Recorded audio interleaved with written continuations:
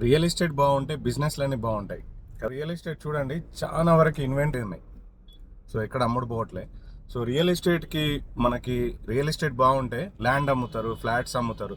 దాంతో ఏమవుతుంది, అమ్మిన వాళ్ళు ఇల్లు కట్టుకుంటారు. కొన్న వాళ్ళు ఇల్లు అందరికి పని దొరుకుతుంది, మేస్త్రీలకి, సిమెంట్కి, ఐరన్కి. తర్వాత ఇల్లు కట్టుకున్న వాళ్ళు ఏం చేస్తారు, వైర్లు కొంటారు, లైట్లు కొంటారు, టీవీలు కొంటారు, అందరు కొంటారు. ఇంటీరియర్ వాళ్ళకి వర్క్ దొరుకుతుంది, డబ్బులు రొటేట్ అవుతూ ఉంటాయి. అప్పుడు బిజినెస్ చాలా బాగా ఫ్లరిష్ అవుతుంది. రియల్ ఎస్టేట్కి అన్ని బిజినెస్లు మ్యాక్సిమం లింక్ అయి ఉంటాయి, కొన్ని అవి ఉండవు. సో రియల్ ఎస్టేట్ బాగా లేనప్పుడు మీరు బిజినెస్ చేయాలి అని అనుకుంటే మీరు కొంచెం ఆగడం బెటర్. 100% షూర్ ఉండి మీకు ఖచ్చితంగా డబ్బులు వస్తాయి.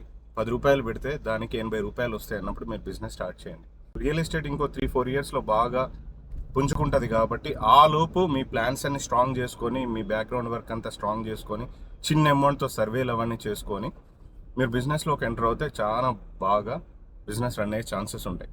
సో సో నా అభిప్రాయంతో ఏకీభవించే వాళ్ళు కామెంట్ బాక్స్లో కామెంట్ చేయండి. సో దట్ ఆ కామెంట్స్ చూసి చాలా మంది నేర్చుకునే ఛాన్సెస్ ఉంటాయి. సో ఇది నా అభిప్రాయము. ఎందుకంటే డైలీ నేను చాలా మందితో మాట్లాడుతూ ఉంటాను కదా, వాళ్ళందరూ చెప్పే విషయం ఇదే, నేను అబ్జర్వ్ చేసిన విషయం కూడా ఇదే. Thank you so much. మరొక వీడియోతో మళ్ళీ కలుద్దాం. By. KP business group signing.